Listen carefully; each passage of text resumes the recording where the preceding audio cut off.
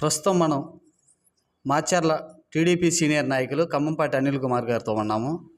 నిన్న జరిగిన బ్రహ్మారెడ్డి గారి నామినేషన్ గురించి అడిగి తెలుసుకుందాం. సార్ నమస్తే. సార్ నమస్తే. నిన్న జరిగిన బ్రహ్మారెడ్డి గారి నామినేషన్ చాలా తక్కువ మంది వచ్చారు, అది వైసీపీ వారు అంటున్నారు.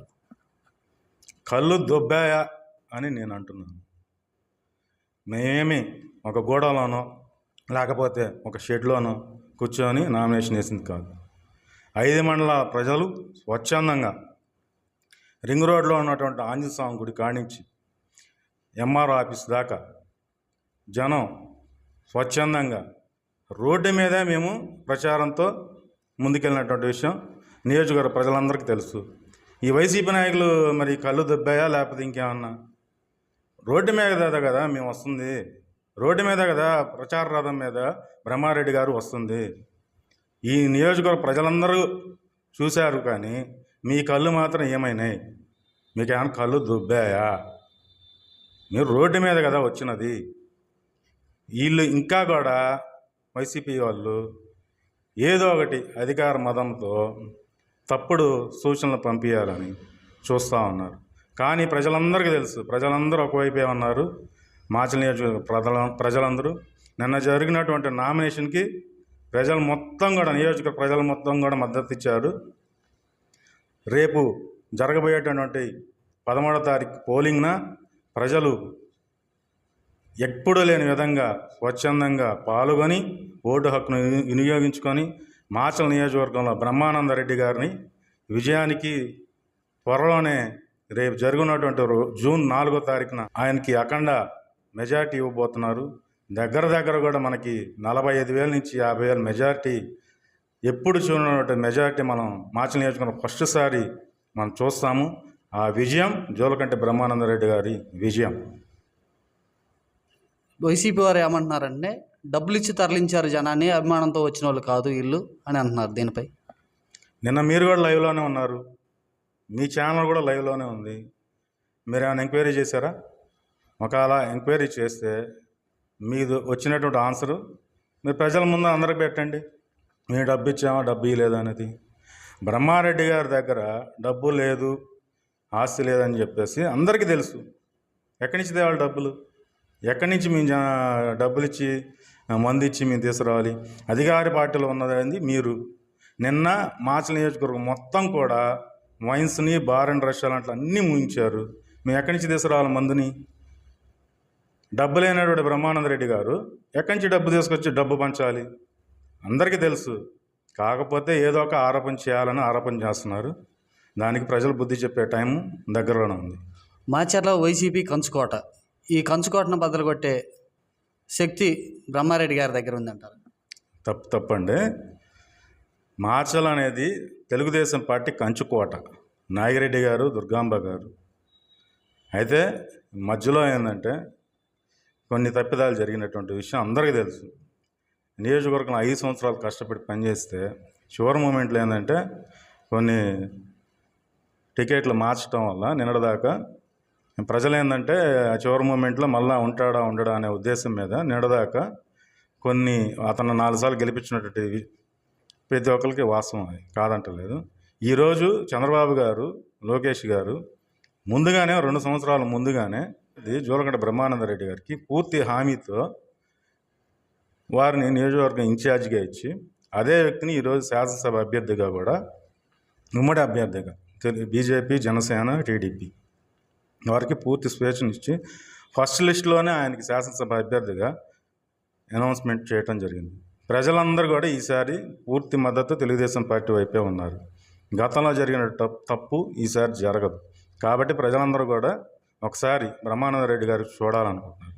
ప్రజలు నిన్నటి వరకు 4 సార్లు గెలిపిస్తే వాళ్ళ ఆశలు పెంచుకుంది కాకుండా ప్రజల్ని ఇబ్బందులు పెట్టి ఆర్థికంగా ఏ స్వేచ్ఛ లేకుండా ఈ నియోజకవర్గంలో ప్రజలు ఈరోజు తిరుగుబాటు అయ్యి ప్రతి ఒక్కరు స్వచ్ఛందంగా బయటకు వచ్చి బ్రహ్మానందరెడ్డి గారికి మద్దతు పలుకుతున్నారు.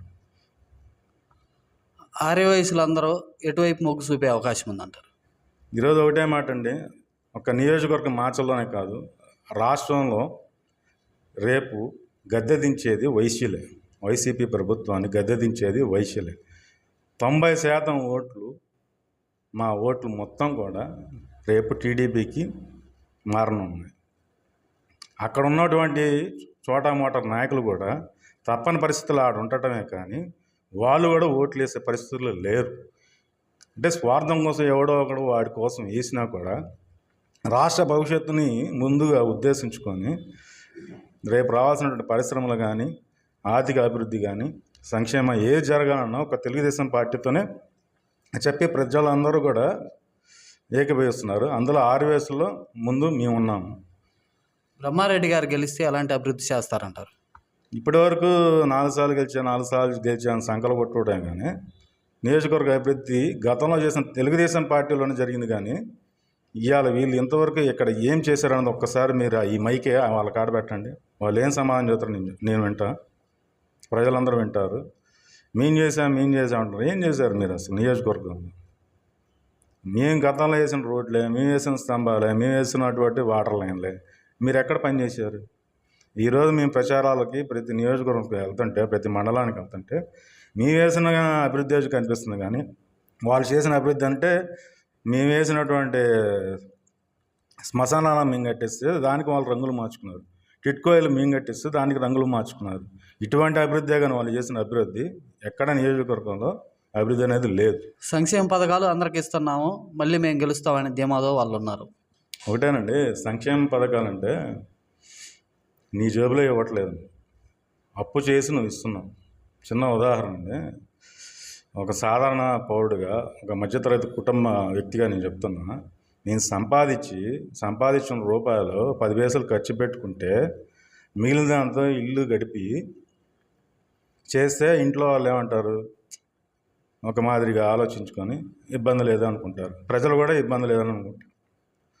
అదే అప్పు చేసి ఇల్లు గడిపి బయట ఖర్చులు పెడితే ఏమంటారు? పోరా అంటారు. సొంత కట్టుకున్న పెళ్ళాం కూడా బో చేసేవాళ్ళే, బో చూసుకున్నావులే, అప్పు చేసి ఎవడరా నువ్వు, అప్పు ఎట్లా తీర్చాలరా, జాగ్రత్తగా ఉండు అని చెప్పి కట్టుకున్న పెళ్ళాం కూడా అంటుంది. ఆ మాత్రం సిగ్గు జ్ఞానం లేదా ఈ వైసీపీ ప్రభుత్వానికి? అప్పులు చేసి అప్పు కట్టాల్సిన వడ్డీకి కూడా మళ్ళీ అప్పు చేసేటువంటి పరిస్థితి ఆంధ్రప్రదేశ్ ప్రభుత్వం పరిస్థితి. నేను సంక్షేమం ఇచ్చా అని చెప్పి సంకలు కొట్టుకుంటే ఈ అప్పుని ఎవడు తెచ్చాలి? సరే, నువ్వు సంక్షేమం ఇచ్చా, పథకాలు ఇచ్చా అంటున్నావు.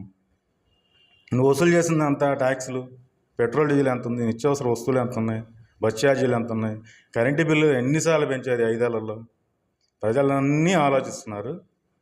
మీ సంక్షేమం ఏందో తొందరలోనే చూపిస్తారు. మరి చంద్రబాబు నాయుడు గారు సంక్షేమ పథకాలు ఇస్తా ఉంటున్నారు, చెప్తున్నారు, గట్టిగా చెప్తున్నారు. ప్రతి నియోజకవర్గం పోయి ఇప్పుడు జరుగుతున్న సంక్షేమంతో పాటు ఇంకా అదనంగా నేను ఇస్తా అంటున్నారు. ఆయన ఏం అప్పులు చేసి ఇస్తా అంటలేదు. ఆయన అభివృద్ధితో పాటు సంక్షేమం ఇస్తాను అంటున్నాడు. అభివృద్ధితో పాటు అంటే పరిశ్రమలు తీసుకురావటం, ఐటీ తీసుకురావటం, రియల్ ఎస్టేటు, బిజినెస్, ఇవన్నీ మనకు ఆర్థిక మూలాలందరినీ పెంచి అందులో వచ్చేటువంటి లాభంలో అర్హులైనటువంటి ప్రతి ఒక్కరికి కూడా సంక్షేమాన్ని పంచుతా అంటున్నాడు. అంతేగాని నువ్వు చేసిన 13 లక్షల కోట్లకి మళ్ళా కొన్ని లక్షల కోట్లని అప్పు చేసి పంచుతానని ఆయన అంటలేదు. అందుకనే ఈరోజు చంద్రబాబుకి విజయానికి రాష్ట్ర ప్రజలందరూ కూడా జై కొడుతున్నారు. బ్రహ్మారెడ్డి వస్తే గొడవలు అవుతాయి అంటున్నారు. బ్రహ్మారెడ్డి వస్తే గొడవలు అవటం కాదండి, బ్రహ్మారెడ్డి ఉన్నారు కాబట్టి ఈరోజు మీ పంచలు దడుస్తున్నాయి.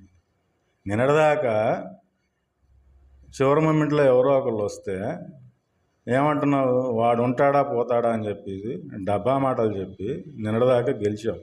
ఈరోజు బ్రహ్మారెడ్డి గారు మొక్కై చెట్టే వృక్షమే పెద్ద మహావృక్షమై కూర్చున్నారు నియోజకవర్గం.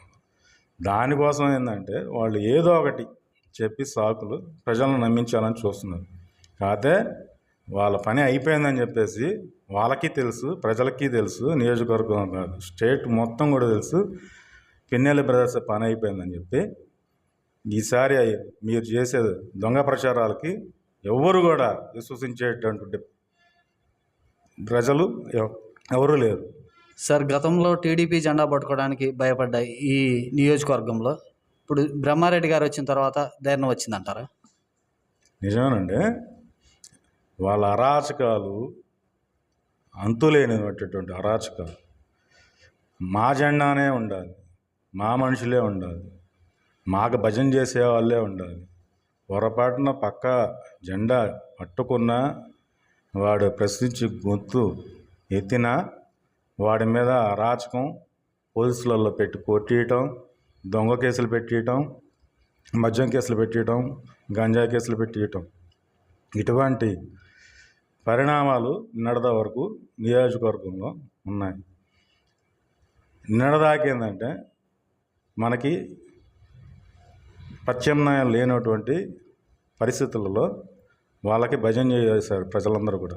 ఇవాళ జోలకండ బ్రహ్మానందరెడ్డి గారు మనకు ఒక మహాశక్తి కూర్చున్నారు ఇక్కడ. మన కోసం వచ్చారు, మన కోసం నిలబడ్డారు, మన కోసం ఆయన ఇక్కడ కృషి చేస్తున్నారు. కాబట్టి బ్రహ్మారెడ్డి గారి కోసం ప్రజలందరూ తండాపతండాలుగా స్వచ్ఛందంగా తరలి వచ్చి ఈరోజు రేపు 2024 జెండా ఎగరైపోతున్నారు మాచర్ల నియోజకవర్గం. సార్ ఫైనల్గా ఆంధ్రప్రదేశ్ రాష్ట్రంలో టీడీపీ అధికారంలోకి వస్తుందంటారా? 2024 ఉమ్మడి కూటమి ఏదైతే ఉందో బీజేపీ, టీడీపీ, జనసేన 2024 130 నుంచి 145 లోపు ఖచ్చితంగా విజయం సాధిస్తారు. అందులో ఎటువంటి ఆలోచనే లేదు. పక్కాగా తెలుగుదేశం పార్టీ వస్తుంది. ప్రజలందరూ కూడా కూటమిని విశ్వసిస్తున్నారు. Okay, thank you sir.